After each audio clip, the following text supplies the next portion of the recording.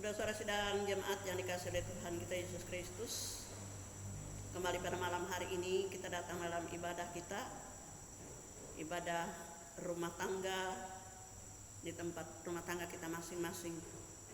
Sebelumnya mari kita datang di dalam doa, kita berdoa. Kami bersyukur ya Allah, karena Engkau baik. Engkau senantiasa menjaga kehidupan kami. Sepanjang hari boleh kami jalani, dan itu karena pengasihan Tuhan.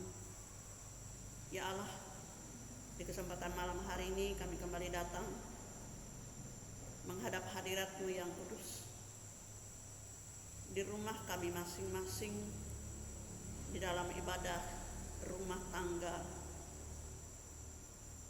Kami percaya ketika kami beribadah dalam rumah tangga kami masing-masing tidak mengurangi makna dari persekutuan kami di hadapan Tuhan.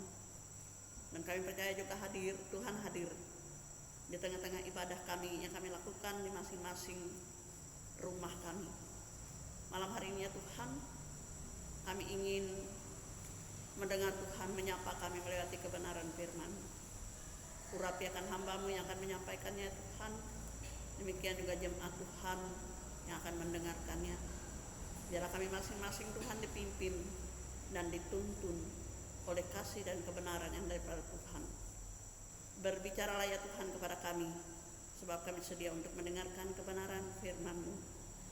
Amin. Saudara-saudara sidang jemaat yang dikasihi oleh Tuhan, Almanak Gereja Kalimantan Evangelis menetapkan firman Tuhan jadi dasar pemberitaan kita pada malam hari ini, terambil dari kitab Perjanjian Baru, Injil Yohanes pasal yang kelima ayat 39 hingga ayat yang ke-47. Injil Yohanes pasal 5 ayat 39 hingga yang ke-47 di bawah judul perikop yang diberikan oleh Lembaga Alkitab Indonesia, kesaksian Yesus tentang dirinya. Inilah firman Tuhan. Kamu menyelidiki kitab-kitab suci sebab kamu menyangka bahwa olehnya kamu mempunyai hidup yang kekal. Tapi walaupun kitab-kitab suci itu memberi kesaksian tentang aku, namun kamu tidak mau datang kepadaku untuk memperoleh hidup itu. Aku tidak memerlukan hormat dari manusia, tetapi tentang kamu, memang aku tahu bahwa di dalam hatimu kamu tidak mempunyai kasih akan Allah. Aku datang dalam nama Bapakku dan kamu tidak menerima aku. Jikalau orang lain datang atas namanya sendiri, kamu akan menerima dia. Bagaimanakah kamu dapat percaya? Kamu yang menerima hormat seorang dari yang lain dan yang tidak mencari hormat yang datang dari Allah yang Esa. Jangan kamu menyangka bahwa aku akan mendakwa kamu di hadapan Bapa. Yang mendakwa kamu adalah Musa, yaitu Musa yang kepadanya kamu menaruh pengharapanmu. Sebab jikalau kamu percaya kepada Musa, tentu kamu akan percaya juga kepadaku, sebab ia telah menulis tentang aku. Tapi jikalau kamu tidak percaya akan apa yang ditulisnya, bagaimanakah kamu akan percaya akan apa yang kukatakan? Demikianlah firman Tuhan. Yang berbahagia kita yang mendengarkan firman Tuhan dan yang melakukannya dalam kehidupan kita tiap-tiap hari. Saudara-saudara, Salam. Damai sejahtera senantiasa untuk kita semua. Kembali malam hari ini kita diperhadapkan dengan kebenaran firman Tuhan. Kembali kita dipimpin oleh Allah untuk kita dapat mendengar suaranya melewati pemberitaan firman Tuhan. Saudara-saudaraku yang dikasih dalam Tuhan kita Yesus Kristus, jikalau seseorang ada dalam masalah hukum, tentu kalau kesaksian yang disampaikan itu hanya oleh satu orang, itu adalah satu kesaksian yang tidak sah. Kesaksian akan diterima ketika itu disaksikan oleh 1, 2 hingga 3 orang lebih. baru itu diakui keabsahannya. Dan rupa-rupanya Yesus tahu juga tentang hal itu dan ia paham betul akan aturan-aturan itu. Oleh sebab itu, ketika ia berbicara kepada orang-orang Israel, ia paham betul. Ketika ia mau menyaksikan tentang siapa dia, ia mengerti bahwa orang-orang tidak akan mudah percaya dengan apa yang ia sampaikan, dengan kesaksian dia sendiri. Ia butuh kesaksian lain yang bisa mendukungnya agar ia dapat dipercaya. Itulah sebabnya kita melihat terjadi semacam argumentasi dan tanya jawab antara Yesus dengan orang-orang Israel pada saat itu. Ketika Yesus mengatakan bahwa ia adalah anak Allah dan ia adalah Allah sendiri, tentu tidak semua orang percaya. Kenapa tidak percaya? Ya karena mereka tahu Yesus itu berasal dari mana, siapa orang tuanya, siapa saudara-saudaranya. Jadi ketika ia menyaksikan dirinya ia adalah anak Allah dan ia itu adalah Allah, maka siapa yang mau percaya hal itu?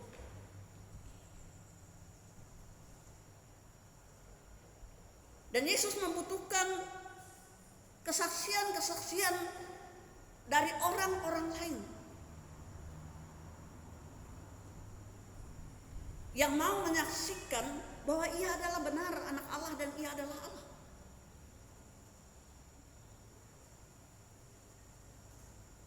Walaupun sesungguhnya ada banyak saksi.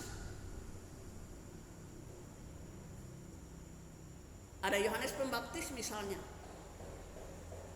yang diutus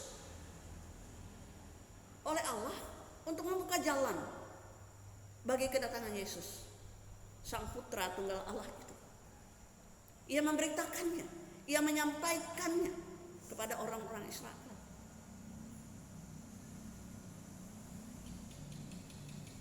Lalu kemudian yang kedua ada Alkitab yang mencatat, dan banyak orang yang mencatat bahwa Yesus itu adalah Tuhan.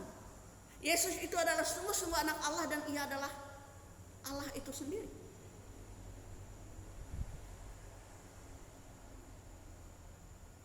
Lalu yang ketiga, saksinya adalah Tuhan itu sendiri, Allah itu sendiri, Bapa itu sendiri. Ketika Yesus dibaptis, ada suara yang berkata, inilah anak yang kukasihi, kepadanya lah aku berkenan. Itu suara, itu kesaksian yang disampaikan oleh Allah sendiri tentang Yesus yang adalah anak Allah.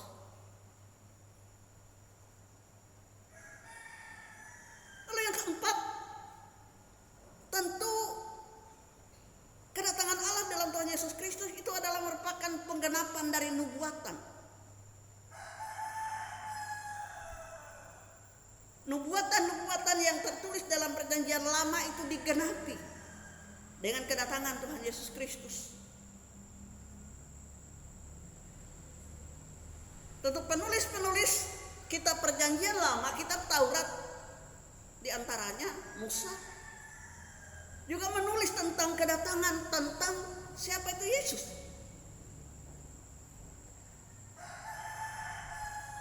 Nah, saudara-saudara yang dikasihi oleh Tuhan,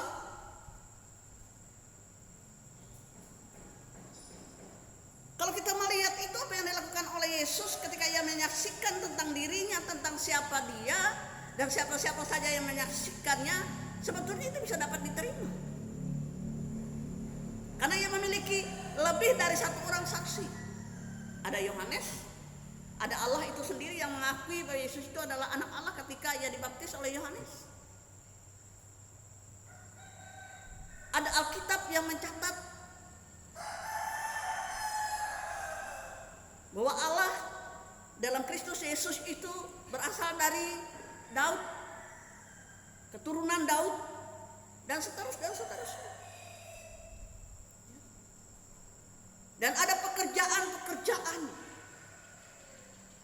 yang dilakukan oleh Kristus, yang dilakukan oleh anak Allah, yaitu Allah itu sendiri, Yesus Kristus, melewat pekerjaan-pekerjaan mujizat-mujizat yang ia lakukan. Itu adalah kesaksian yang semestinya harus bisa diterima. Namun saudara-saudara yang dikasihi oleh Tuhan kita Yesus Kristus, semua itu tidak dapat menjadi alasan yang kuat bagi orang-orang Israel untuk mengakui Yesus itu adalah anak Allah dan ia adalah Allah. Dalam firman Tuhan kita dikatakan melalui ayat yang ke-36 itu yang menyaksikan ada Yohanes. Yang kedua lalu Allah itu sendiri. Yang ketiga ada Alkitab. Yang keempat perbuatan Allah di dalam Kristus Yesus. Ia melakukan begitu banyak mujizat, ada penyembuhan dan lain-lain di tengah kehidupan umat Israel. Tapi itu tidak membuat orang-orang Israel menjadi bertobat dan percaya kepada Allah dalam Kristus Yesus.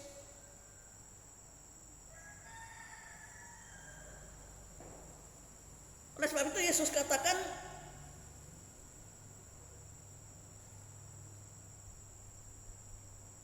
orang-orang Israel itu tidak bisa percaya, tapi ya mereka akan percaya dengan orang-orang yang datang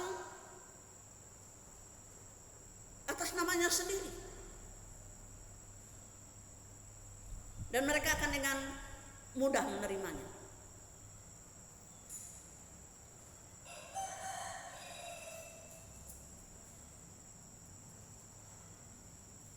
Mereka akan melihat orang yang datang dalam segala kehormatannya, dengan segala kemegahannya, dan itu menjadi orang yang sangat dihargai dan dihormati.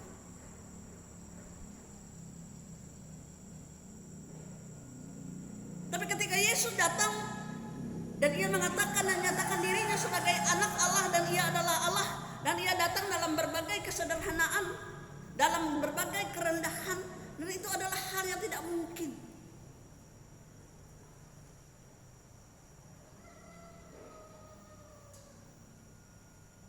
Karena Allah yang datang itu tidak sesuai dengan apa yang orang Israel harapkan.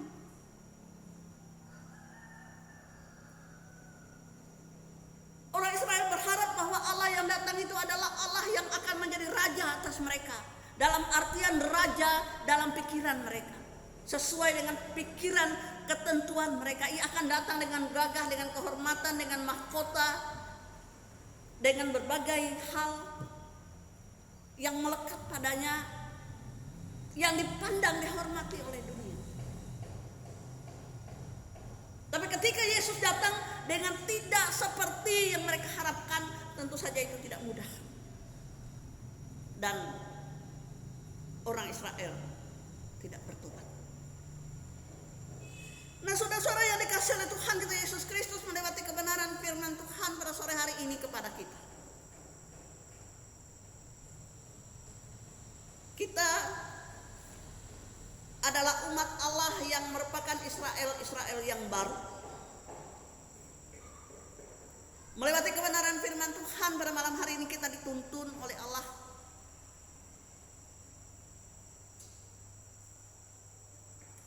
untuk menjalani kehidupan kita di tengah-tengah dunia ini dengan baik.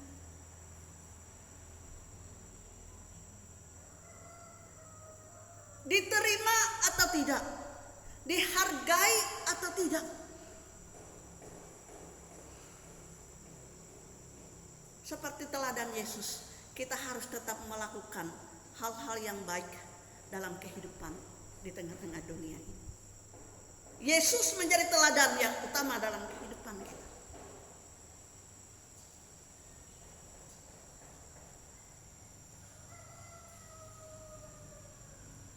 kita akan dianggap atau tidak. Seperti halnya Yesus, ketika Dia begitu banyak menyaksikan tentang siapa dirinya, Ia melakukan banyak mujizat, Ia melakukan banyak kebaikan, Ia banyak melakukan segala hal yang sebetulnya sangat menyenangkan dan menyukacitakan bagi orang-orang banyak. Tetapi itu tidak menjamin bahwa Ia kemudian diterima, tidak menjamin bahwa Ia kemudian diakui.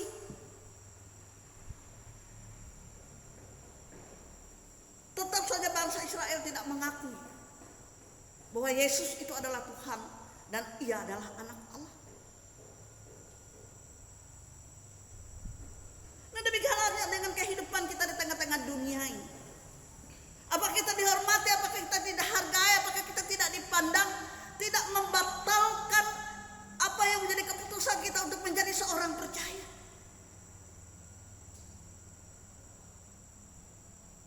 Kita tetaplah orang-orang yang sudah dipanggil dan dipilih oleh Allah untuk menjadi orang-orang yang percaya, yang tinggal di tengah-tengah dunia ini untuk melakukan kebaikan. Itulah kesaksian kita yang harus terus kita lakukan dalam hidup kita ini.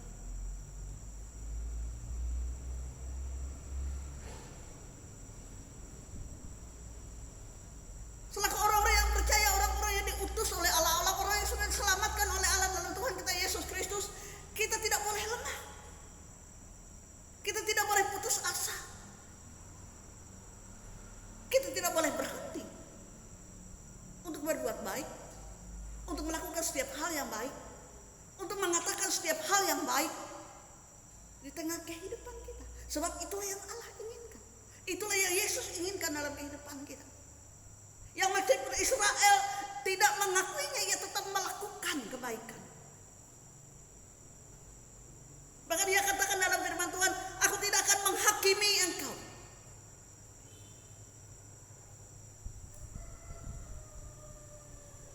Aku tidak akan mendakwa engkau. Ayat 45 dari bagian firman Tuhan ini. Yesus katakan kepada orang-orang Israel yang tidak percaya itu, jangan kamu menganggap aku akan mendakwa engkau. Tidak.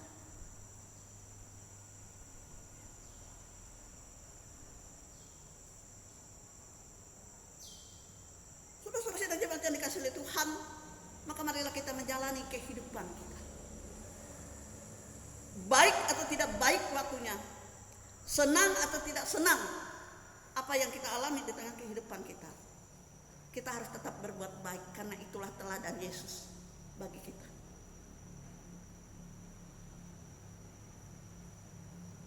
Itulah kesaksian yang harus tetap kita kerjakan di sepanjang kehidupan kita yang masih Tuhan percayakan di tengah-tengah kehidupan kita di dunia ini.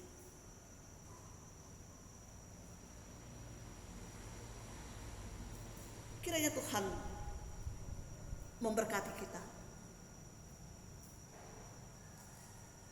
untuk senantiasa menyatakan syukur kita kepada Tuhan karena Ia senantiasa baik dalam kehidupan kita. Maka lakukanlah kebaikan itu juga bagi sesama kita. Tuhan Yesus memberkati kita. Amin. Mari kita berdoa. Terima kasih ya Allah atas kebenaran firman-Mu bagi kami pada saat malam hari ini. Kami bersyukur Engkau adalah Allah kami yang baik, Allah yang tidak pernah berhenti mengasihi akan kehidupan kami, yang meskipun kami seringkali lalai dan melanggar setiap hal yang Kau kehendaki untuk kami lakukan, kami kadangkala tidak mampu untuk melakukan kebaikan di tengah kehidupan kami oleh berbagai hal yang kami alami di tengah kehidupan kami di dunia ini. Tapi kami percaya Tuhan adalah Tuhan yang senantiasa punya kuasa. Ketika kami terjatuh, Tuhan akan mengangkat kami. Ketika kami lemah, Tuhan akan menguatkan kami. Ketika kami ada dalam kesusahan, Tuhan akan menopang kehidupan kami. Setiap topangan dan kebaikan daripada Tuhan itu akan memampukan kami untuk terus menyaksikan kebaikan-Mu ya Allah di tengah-tengah dunia ini. Terima kasih kami boleh dihimpunkan dalam persekutuan meskipun di rumah kami masing-masing. Terima kasih kami boleh mendengarkan kebenaran firman-Mu pada malam hari ini. Lihatlah kami ya Tuhan di rumah tangga, lepas rumah tangga kami masing-masing dalam ibadah kami. Persekutukan kami Tuhan di dalam cinta kasih, dalam persekutuan bersama. Meskipun kami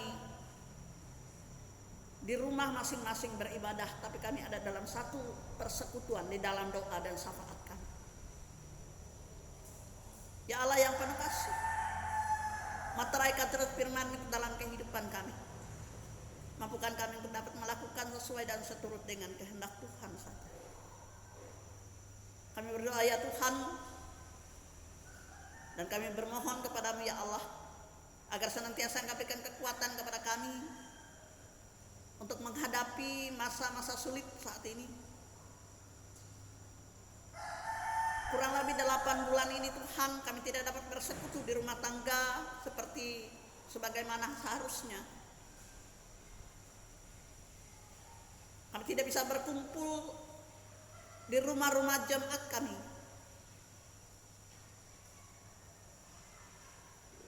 Tapi kami percaya tidak ada hal yang buruk yang Tuhan rancangkan dalam kehidupan kami. Setiap hal yang Tuhan rancangkan adalah untuk kebaikan. Dan biarlah kami dapat mengerti dan memahaminya di dalam kehendak dan kasih Tuhan. Ajar kami ya Bapa untuk senantiasa mengerti setiap rencana-rencana yang baik yang Tuhan anugerahkan dalam kehidupan kami. Berkati setiap keluarga kami Tuhan dalam keluarga masing-masing dalam ibadah kami, agar sungguh ibadah dalam rumah tangga kami Tuhan menjadi ibadah yang berkenan kepada Tuhan dan untuk memuliakan Tuhan. Jamaah kami yang sakit ya Tuhan, agar senantiasa kami dapat dipulihkan. Berkati kami Tuhan yang ada dalam kesulitan, baik dalam ekonomi maupun pekerjaan. Kami percaya ya Allah, Engkau yang dapat memulihkan apa yang kami alami dan kami rasakan dalam kehidupan kami. Tidaklah daya dan kekuatan kami Tuhan, kecuali oleh karena pengasihan Tuhan. Berkati anak-anak kami Tuhan, dalam pendidikan mereka mungkin mereka sudah mulai bosan, karena harus sekolah dari rumah. Tapi ya Allah, Engkaulah kekuatan bagi mereka, agar mereka tetap bersemangat, dapat menggapai cita dan impian mereka Tuhan dalam pertolongan dan pengasihan. Kami berdoa Tuhan bagi setiap jemaat-Mu yang oleh karena tanggung jawab mereka harus keluar rumah dan bekerja. Tuhan Engkau menolong mereka, Engkau melindungi, Engkau melingkupi mereka Tuhan dengan kuasa-Mu, agar mereka diluputkan dari virus COVID-19, agar mereka senantiasa dalam keadaan kuat dan sehat. Karena mereka bekerja Tuhan untuk kebutuhan keluarga, dan semoga itu juga untuk memuliakan akan nama Tuhan. Ya Allah, bagi saudara-saudara kami yang ada dalam sukacita oleh pertambahan usia, kelahiran dan pernikahan, tambahkan sukacita mereka Tuhan di dalam nama-Mu. Bagi orang tua yang lanjut usia, Tuhan Engkaulah kekuatan dan penopang yang utama bagi mereka, hingga melewati masa-masa tua mereka Tuhan dengan sukacita. Inilah seluruh keluarga rumah tangga Kristen ya Tuhan, kami membawa ke dalam hadirat-Mu yang kudus. Gereja dan persekutuan kami, bangsa dan negara kami Tuhan, kami hanya datang pertaruhkan tangan pengasihan anak-Mu Yesus Kristus Tuhan dan Juru Selamat kami yang sudah mengajarkan kami berdoa. Bapa kami yang ada di sorga, dikuduskanlah namamu, datanglah kerajaanmu, jadilah kehendakmu di bumi seperti di sorga. Berikanlah kami pada hari ini makanan kami yang secukupnya, ampuni kami atas segala kesalahan kami, seperti kami juga mengampuni orang bersalah kepada kami. Janganlah bawa kami ke dalam pencobaan, tetapi lepaskanlah kami daripada yang jahat. Karena Kau punya kerajaan, kuasa dan kemuliaan sampai selama-lamanya. Amin.